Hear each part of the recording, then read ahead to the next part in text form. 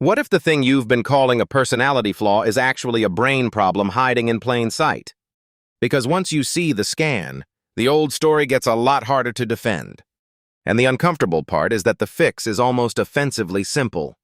So before we talk about therapy, labels, or motivation, let's get into what changes when you stop guessing and start looking at the brain. He basically looked at a brain and said, "You are not stuck." That's such a violent opening, by the way.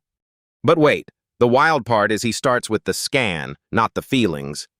That's the whole split, right? Brain health instead of just personality talk.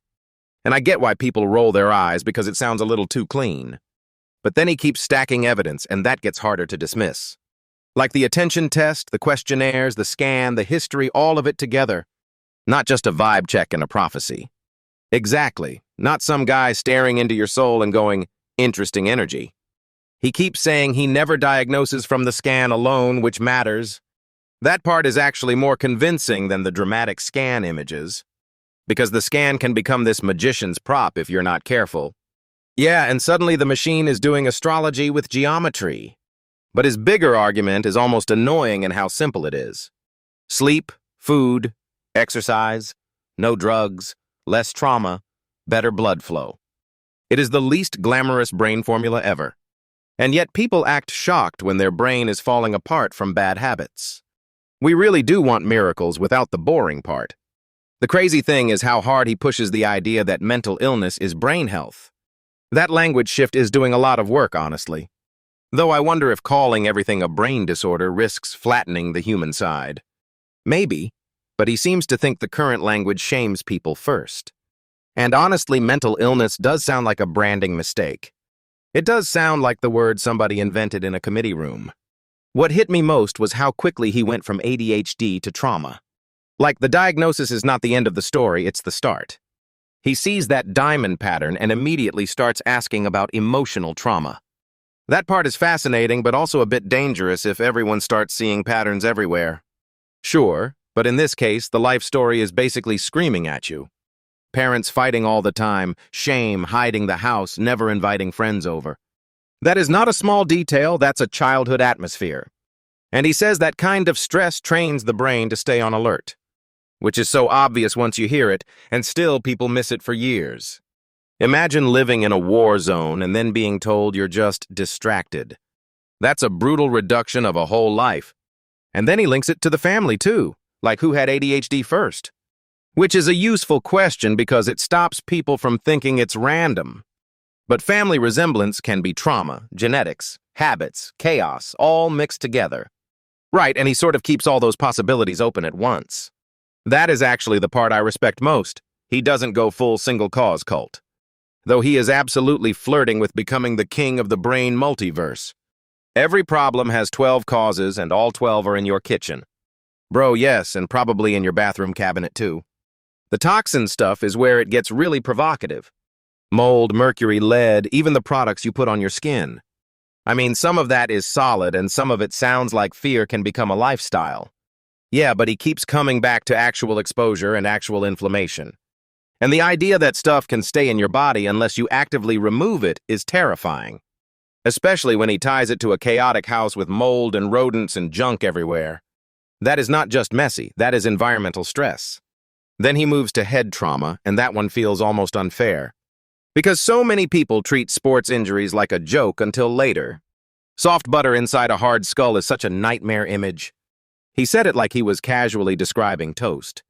But that image lands because it explains why not hospitalized does not mean harmless. A couple of big head bangs in soccer, and suddenly the brain story changes. This is where I think a lot of people get defensive, because it threatens their whole self-image. Totally, because nobody wants to hear their focus issues might have a physical component. But he also doesn't stop at blame. He goes straight to repair. That's the optimistic part. The brain can get better. And he keeps repeating that as if people need to be beaten over the head with hope. Which, to be fair, they do. His whole thing about people making their brain better or worse every day is powerful. Because it turns health into behavior, not destiny. Though it can also sound a bit morally loaded. Like if you're struggling, you just didn't try hard enough. That's the danger, but he does at least keep mentioning trauma and biology. The sugar part was classic him, though, very dramatic. He looked like he wanted to arrest orange juice on the spot. Fruit juice caught a stray for no reason. His logic is blood sugar, inflammation, obesity, lower blood flow, worse brain function. And once he says it that way, the connection feels less abstract. It's annoying, but the body really is all connected. The caffeine thing is another one where people are going to argue forever. He says it constricts blood flow and then immediately backs off a little. Which I appreciate because otherwise he'd sound like a caffeine vigilante. A one-man anti-coffee campaign with a scan printer. But the deeper point is blood flow everywhere matters, not just in one organ. And he uses erectile dysfunction as the bluntest possible example. Nothing says pay attention to circulation like that. That was a horrifyingly effective pivot. I also thought the loneliness section was quietly huge. He connects isolation to dementia and brain decline, which feels very current. That one is not flashy, but it hits hard. Because a lot of brain health advice becomes weird little hacks, and he keeps coming back to people. Omega-3s, gum disease, exercise, community, sleep, all the boring grown-up stuff. The most expensive self-help book on earth is just a dentist and a walk. And maybe fewer liquids pretending to be fruit. The medication conversation was probably the most balanced part. He clearly believes medicine can help, but not as the only answer. And the side effects question is smart because every choice has a cost. People love talking about pill side effects and ignore the cost of untreated dysfunction. That is such a human blind spot. Still, I respect the guy for not pretending medication is either magic or evil. And the whole informed consent angle is actually the adult version of the conversation. Give people options, tell them the trade-offs, let them choose. Crazy concept, giving people agency. The most relatable thing was the bit about being good at quitting. That line is dangerous because too many smart people will identify immediately. He's basically describing how selective focus can be a superpower and a liability. You can build a fortune in creativity and still fail at boring repetition. And that is why the CEO point matters, because structure can borrow from other brains. Hire the organized person so the chaotic genius doesn't burn the whole thing down. That is basically the business model of civilization. What I liked most is that the conversation never pretends identity and function are the same thing. You can be yourself and still want more access to yourself. That's probably the deepest idea in the whole thing. And maybe the scariest, because it means you're responsible for the next version of you. Which is terrifying, but also kind of the point. Yeah, nobody gets to hide behind "this is just how I am" forever. All right, we should leave people with that rather than drowning them in brain supplements. Especially because then everyone will start scanning their shampoo like a detective. Episode 2 gets even messier when the brain scan ideas start colliding with modern life. And that's where it gets really interesting. The wildest part is he keeps saying the scan is not the diagnosis. It's like he is saying, wait, your whole life is the diagnosis. That is such a rude thing to tell somebody with a laptop and confidence. But he is also not guessing from vibes alone. He is stacking the scan, the test, the childhood, the habits, everything. That part I respect, because a single image by itself would be nonsense.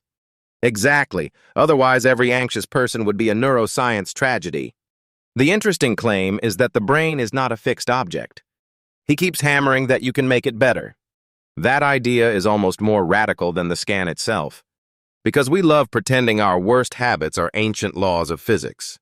Bro, people build identities out of being messy and late. And then the moment he says ADHD, it becomes a whole life story. What I found interesting is how he separates ADHD from hyperactivity. That matters because a lot of people are just underdiagnosed in plain sight. They are not climbing walls, so nobody notices the damage. And he is basically saying the quiet version can be just as costly. I do wonder how much of that is real neuroscience and how much is pattern reading. But then he starts talking about childhood chaos, and it gets harder to dismiss. Growing up in constant screaming changes what danger feels like. Your nervous system starts acting like the next fight is already here. That part felt painfully believable. The brain basically says, cool, I will never relax again. And then later you get called distracted when you are really just on alert. That is a huge distinction. Although he does have a tendency to explain almost everything through the brain scan lens. If all you have is a scan, every problem starts looking like a scan problem. That is fair, but he does keep adding other inputs. Trauma, sleep, diet, head injury, toxins, social isolation. He is basically assembling a full operating system crash report, which is why the head injury part hit me. Because people treat sports concussions like funny war stories until later. Then 10 years pass and everyone acts shocked. His point that soft brain plus hard skull equals trouble is brutal, especially because you do not need a dramatic hospital moment for damage. That part I think people miss all the time. The smaller hits might be the sneaky ones. And then he links that with the bumpy scan and the low activity areas. He keeps pointing at the prefrontal cortex like it's the manager at work. Yeah, your brain's supervisor apparently had a rough week. The joke lands because the idea is actually simple. If the front of the brain is underpowered, planning and restraint get messy. And then he says creativity can go up when that area is a little less locked down. That was the first part I really liked. Because he is not just pathologizing the person. He is saying there is a trade-off between order and originality, which is why some of the most chaotic people end up making money. And then hiring adults to do the calendar part. That is one of the more practical things he said. Stop trying to build a team of mini-yous. Hire the brain you do not naturally have. That is such an obvious business lesson that people still refuse to learn. He also makes a big deal out of sugar and blood flow. And I get why he says it, because it is easy to understand. But he goes pretty hard like sugar is basically brain sabotage. Bro was emotionally threatening orange juice. 7-year-olds were out there winning a nutrition exam and the adults are still confused. The blood vessel argument is the real spine of his whole thing. More inflammation, worse vessels, less flow, worse brain function. That at least feels like a coherent chain. Same with sleep, exercise, and isolation. Those are not glamorous interventions, but they sound foundational. He is almost annoying in how unsexy the answer is. Sleep more, move more, eat better, stop poisoning yourself. There goes the dream of a magic fix. But I actually think the medication part is where the conversation gets real. He is not anti-medicine, but he is very anti-automatic medicine. And that feels more honest than the usual either-or shouting. The useful question is not just what a drug does. It is what happens if you do nothing. That second question changes the whole frame. Because untreated attention issues do not stay cute forever. They turn into stress, shame, missed opportunities, and bad self-trust. And he keeps returning to optimization instead of identity. Like you are not broken, but you might not be fully online. That is a kinder way to say the same thing. Also way harder to use as an excuse. The thing I keep coming back to is how he ties environment to destiny. Mold, dirty homes, mercury, even the products on your skin. That is the zone where people roll their eyes fastest. And maybe some of it deserves skepticism. But the bigger point still stands. Your surroundings get inside you. Whether it is toxins, stress, or just terrible habits, the body keeps score. And apparently the scorekeeper is extremely petty. I also like the way he talked about loneliness. That one is sneaky because it does not feel medical at all. But isolation affecting dementia risk is a scary idea, because people think brain health is just puzzles and supplements. Meanwhile, your actual life is sitting there untouched. Friends, community, sleep, movement, stress, all of it matters. That is why the whole thing feels bigger than ADHD. It is really about whether you treat the brain like a living system, or like a fixed box with your personality glued inside it. And the fixed box people are usually the most miserable ones. Anyway, I think that is the real tension in this episode. Is this too reductionist, or is it finally taking the brain seriously? Probably both, which is why it works. Because the moment you can change something, responsibility shows up. And that is where the whole conversation gets dangerous in a good way. All right, let's leave it there before we start diagnosing the furniture. Episode 2 is where this gets messier with modern life pushing back. And that is when the whole brain health idea really starts getting tested. Wait, the wild part is he is not even calling it a diagnosis from the scan alone. He keeps saying the scan is one piece, which feels way less scammy. And somehow that makes the whole thing more intense, not less. Because if the scan is just evidence, then your habits become the real argument. That is where people start squirming, honestly. They want a label, but he is handing them a mirror. A very expensive mirror with a giant machine around your head. and a little questionnaire like, please confess your entire life story. But I do like that he is not pretending the brain lives in a vacuum. He keeps dragging childhood, sleep, toxins, and stress into the same room, which is inconvenient because people love one-cause stories. But that is also why it lands, because it feels lived in. The trauma piece is the one that really changes the emotional temperature here. That part about growing up in screaming and shame is heavy.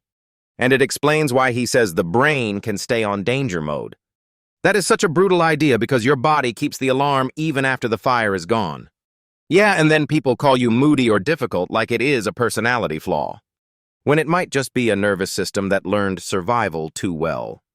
Do you buy the ADHD framing there, or does he stretch it a bit? I think he is mixing signal and narrative, but not randomly. Like the school story, the boredom, the messy room, the total anti-classroom energy. The teacher calling him useless but nice is such a savage review. Classic school report energy, basically a product review with no refund. But that is where the conversation gets useful, because not every bright kid is built for classrooms. And not every person who hates structure is magically an entrepreneur either. Thank you, because half the internet would rebrand laziness as founder DNA. He would absolutely hate that kind of self-congratulation too. What he is really saying is that attention is not moral, it is biological and environmental. And once you hear that, the whole shame story starts looking outdated. That is the most humane part of the episode for me. Though he does go hard on the brain-worsening list. Drugs, alcohol, sugar, bad sleep, soccer balls to the head, even social media. Man basically looked at modern life and said, terrible for the brain, next question. The sugar argument is the one people will fight first, I think. Because he is not just saying sugar is bad in a vague wellness way. He is tying it to inflammation, obesity, blood vessels, and actual brain function. That is a stronger claim than just do not eat dessert. He did say fruit juice is basically a trap, which is hilariously aggressive. The man has no respect for orange juice. But the bigger point is that he keeps translating abstract risk into something physical. Less blood flow, more inflammation, worse sleep, worse brain. That is annoyingly coherent. And then he goes after caffeine like it personally offended him. Caffeine is catching strays all over this episode. To be fair, he does not ban it. He just wants people to respect the dose, which is probably the most adult version of the argument. The blood flow thing is doing a lot of work there too. Wait, he casually drops erectile dysfunction as a blood flow warning sign? That is one way to make the audience sit up straight. Suddenly, everybody becomes very interested in circulation. But it does make the body feel interconnected instead of compartmentalized. That is basically his entire worldview in one sentence. Brain, body, mood, sleep, habits, shame, all tied together. Which means there is no neat little box to hide in. I also thought the toxin section was weirdly practical. Like he is not only talking about alcohol or drugs, but products people smear on themselves. That app idea, scanning shampoo and toothpaste, is such a modern paranoia upgrade. Imagine your deodorant getting a higher danger score than your relationships. That is the most cursed sentence in wellness. Still, the principle is simple enough. What goes on your body matters too. I think the controversial part is not that he is wrong, it is that he is relentless. He does not allow any one excuse to survive very long. Head injury? Maybe. Mold? Maybe. Stress? Definitely. Bad sleep? Also definitely. Man is collecting suspects like a detective with a grudge. But that approach makes people feel seen, especially if they have been dismissed for years. The other huge theme is choice, not destiny. He keeps saying you can make the brain better or worse every day. That is empowering, but it is also a little terrifying. Because now you cannot fully blame genetics and walk away. Yeah, responsibility shows up wearing a lab coat. That is actually exactly what happened here. And the medication part is where the tension gets sharpest. He is careful not to worship medicine, but he is not anti-medicine either. He frames it as one tool, which is way more honest than the usual culture war. Still, people hear stimulant and immediately picture dependency or a personality rewrite. And he is pushing back by asking the better question, what is the cost of not treating it? That is the grown-up question, honestly. Because untreated attention problems do not just stay cute quirks forever. They spill into work, money, relationships, sleep, confidence, all of it. And that is why his brain health framing is so sticky. It is not about being perfect, it is about function. He keeps aiming at optimization without pretending people are broken. That distinction matters a lot more than it sounds like. Also, the part about hiring people with different brains is just good business. He accidentally gives managers a decent operating principle there. If you are organized, hire chaos containment. If you are chaos, hire a spreadsheet with a pulse. That should honestly be on a poster in every startup office. The best part is he never lets intelligence get mistaken for health. That is such a subtle but important difference. You can be brilliant, successful, articulate, and still be running a damaged system. Which is a very uncomfortable sentence for high achievers. Yeah, because nobody wants the shiny life with the hidden wobble underneath. But that is exactly what he is diagnosing conceptually, not just clinically. And that is why the episode works, even when it feels a little much. It is a lot, but it is a productive lot. All right, let us leave it there before we start blaming my desk lamp for trauma. Episode 2 is where modern life starts fighting back in a big way. And that is when the whole brain health idea gets stress tested properly.